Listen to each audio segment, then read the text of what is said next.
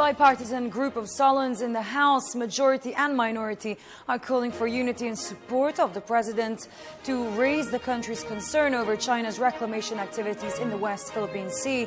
The president is expected to appeal for support from member states of ASEAN and China's expansion activities in several islands within the Kalayaan group of islands. The president will join ASEAN leaders in a summit to be held in Kuala Lumpur, Malaysia next week. China's reclamation activities in several islands and reefs within the Kalayaan Island group has raised major concerns for the Philippines. The AFP command released satellite photos of China's rapid reclamation of land at 7 reefs in the Spratlys in the middle of the South China Sea. The photos showed Mischief, Mabini, Chigwa, Calderon, Zamora, and Given reefs, all within the country's exclusive economic zone, where it's been moving fast to build facilities under their control. The president is expected to raise the reclamation issue in the ASEAN summit to be held in Kuala Lumpur, Malaysia next week. A bipartisan group of congressmen from the lower house called for unity in support for the president's efforts to contain China's aggressive intentions to intrude within Philippine territory.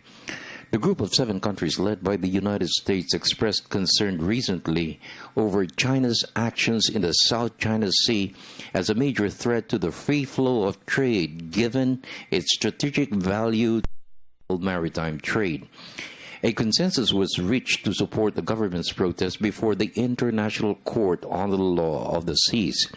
The Philippines filed a memorial to contest China's claim of Philippine territory. The International Court is expected to hear the Philippine case in August. China refused to answer the Philippine position. We support the President in securing the support of the ASEAN as a regional bloc to be able to stop the aggression and the violation of international law by the Chinese government.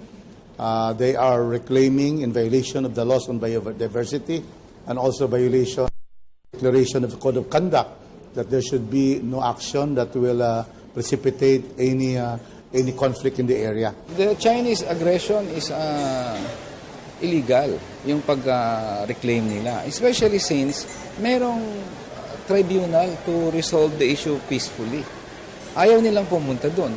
Pero gusto nila, they will unilaterally expand their territory sa West Philippine Sea. So that's an illegal act of China, and that should not be countenanced.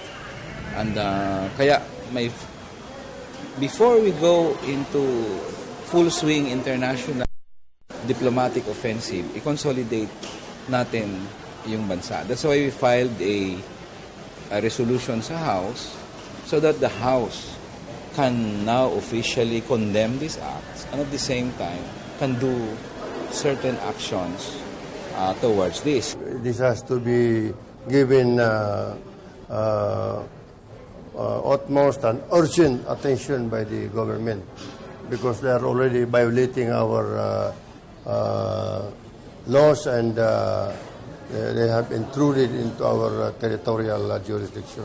Yes, the Muslims of this country are united with the president, and the entire Filipino people should unite with the president in defending this country from external aggression, as what China is doing now.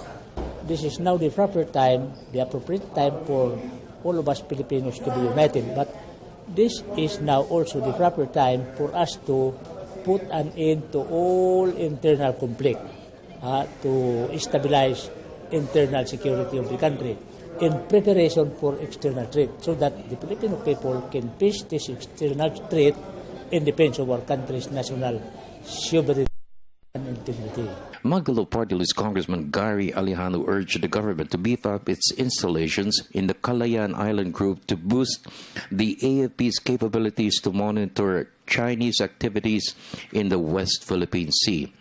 Kalayaan has an airstrip built in the 70s. Only recently, the AFP has decided to rehabilitate the airstrip to ensure the free flow of supplies for the forces deployed in the area. Alejano also said the AFP's capability upgrade of the Navy and the Air Force will boost efforts to contain future attempts to intrude within Philippine develop our own. No?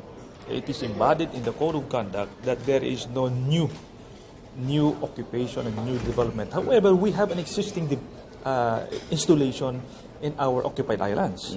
And that I am in the position that we should renovate, we should develop our own already occupied territories.